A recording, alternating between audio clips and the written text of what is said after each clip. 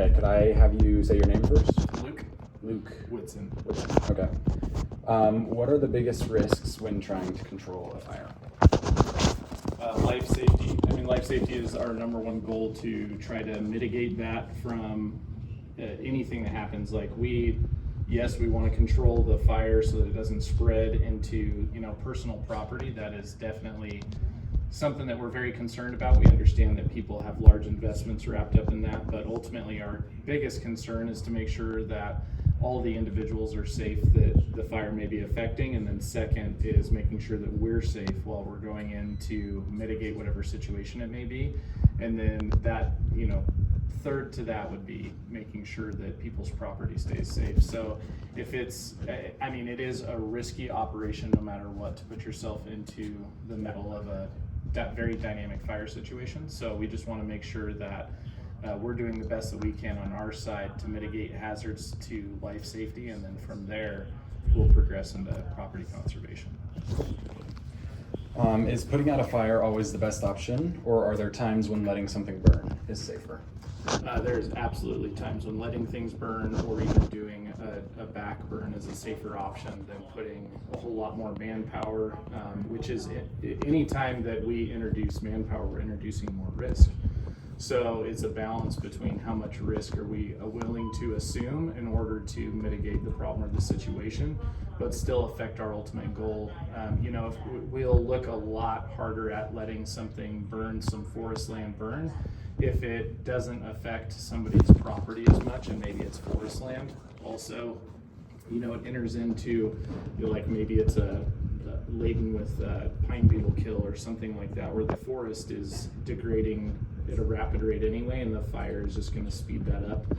Depending on the burn rate of the fire and how hot it really burns through there, sometimes it's a lot healthier for it to burn through there than it is to kind of hit the reset button way slower and us put it out over and over again. There's also we have to be kind of conscious about how we spend money. It costs a lot of money to put out a fire, so sometimes there is a financial aspect to it that we'll take into consideration, not on our level, but levels above us. Our job is basically to mitigate what they ask us to in a safe way. Perfect. And what is a backburn? A backburn would be where there's a fire moving in a certain direction, and the only way to stop that fire is to start another fire behind it and allow it to consume the material between our anchor point that we designate and the fire, so that by the time the fire hits it, there's no more material for it to burn, and it reduces the amount of running fire that we get, and it allows us to control the circumstances rather than the fire. Could be on a highway, fire was coming at it, and burn everything between the highway and the fire, and then there's nothing left to burn. Okay. Perfect. And then how do you think wildfire firefighting differs from structural firefighting? Several ways. Ultimately our goal is the same, right? Like, we have the same goal of mitigating the hazardous situation that's presented to us in a safe and effective manner, and providing the best that we possibly can to our customers, to the people that we serve. So we take that very seriously. So in that way they are very, very similar and identical. But then from there, all tactics are totally different. The way that we put out the fire, most of the time wildfire is not put out by water. Usually it's put out by other factors like fuel reduction, or mitigating something else that steering the fire towards a direction that it might be able to burn itself out, or by reducing the material by doing a backburn. So fire puts out wildland fire more often than water puts out wildland fire. It's just a lot more effective and a lot easier to handle the situation that way, where in structural firefighting we do not start fires to put out fires. We put water on them to put out fires. So and also there's a totally different mindset where we might be in the middle of an urban environment or city where we need to mitigate that so it doesn't spread to other houses, where in wildfire we might try to divert it around a house or a structure or somebody's asset, but we're less concerned about the woods burning. And have you been both a wildfire firefighter? Yeah. Nice. And then what challenges do firefighters face when fires grow too large or out of control? When they grow too large, so one, getting the appropriate resources there, getting things shut down when they explode very quickly, that life safety hazard really expands, because now we're trying to evacuate areas where the fire growth may exceed what we're safely able to evacuate individuals, and to get things shut down. You know, something that happens a lot is usually if you live in the mountains, there's a lot of very small back roads, driveways, different things like that. So we have to go down each one of those with an apparatus to make sure that there's nobody at those structures, or maybe even multiple structures, and get them out while fire is potentially impinging there. But we're also very concerned about people's animals and pets and things that get left behind, or maybe, you know, somebody's gates just get left open to let their horses or donkeys out, something like that. So, you know, that is still, you know, kind of a big risk and avenue there. So, you know, if the fire grows really large, one thing that starts to happen is a pretty crazy phenomenon where it starts to create its own weather. And this is also where a back burn is very effective, because the fire is consuming so much oxygen that now it's creating its own wind, just due to the amount of oxygen the fire is pulling into the center of it. It's creating wind almost in every direction to the center of that fire.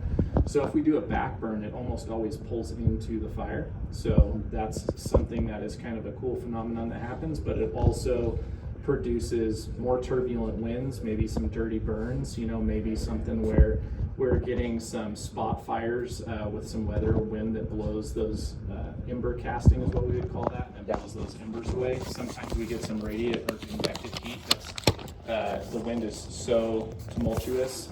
You know, a really interesting case study on this is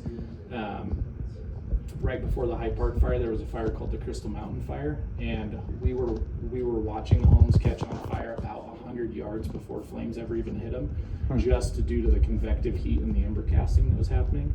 We were also watching propane tanks and like pressurized water tanks within well systems. We were watching those levy hundreds of yards before the flames ever got to them, because of the sustained 60, 70 mile per hour winds that were causing that fire to move at almost 55 miles an hour. So there are a lot of risk factors when a fire reaches that size. And you know, we say it all the time, and it's almost a joke because it gets so repeated, but weather is, you know, weather, wind, and topography is like fuel, weather, and topography.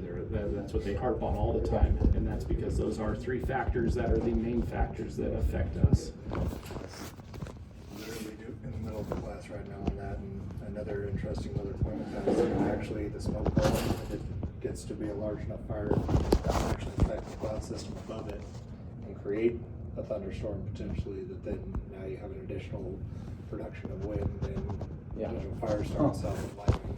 And it can also create an inversion, which then collapses that smoke column and everything back onto itself, and now you end up with a whole other dangerous situation. So along with the lightning and other things that get produced from that, especially with that charged atmosphere, it can be very dangerous. And then, do you think that preventing all fires could ever lead to a bigger problem later on? Absolutely. Why? Because we are basically kind of taking the place of what was designed in our environment to burn off and have healthy regrowth every several generations. And we have more individuals that are moving into the wild and urban interface than what we've ever had before. And because of that, then we feel the need, due to that, and maybe due to some pollution reasons or other, you know, some other things that might concern people, that they want that fire put out. And ultimately, when we put out every single fire and we don't allow it to burn, we're actually creating a much less healthy forest environment for generations down the road. Also, there's some major factors in there where we are not doing a good job. We don't have the resources, or maybe we don't want to allow the resources that have the availability to move in and maybe log out an area, because it's perceived as very destructive. But if it's done in the right way, it can actually help the habitat substantially and reduce some of those fires.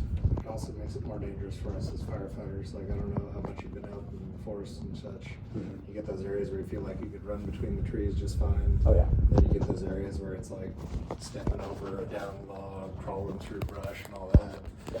A lot of times fires won't destroy everything like they show in the movies and such, they'll just burn all that out, and the larger, more substantial trees will still remain and continue to grow.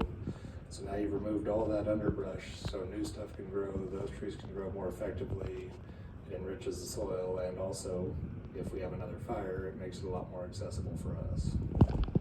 And who makes the call of like when to fight a fire? Is it always like you protect the houses and the people, or is it sometimes like we have to let it burn? Basically, those calls get made by the on-scene IC, and there's different levels of firefighting where it goes basically from a county level to a state level to a federal level. Mm-hmm. And so as the fire size grows and intensifies, then there's trigger points that bring those other entities in, and those other entities will decide what should happen with those fires. When it stays at the county level, it is almost unequivocally better to put it out every time. Okay. Just because of the resource draw that happens. If it's in a county level where they are going in and putting it out, they are trying to mitigate the risk to that life safety of those people that live in the wild and urban interface.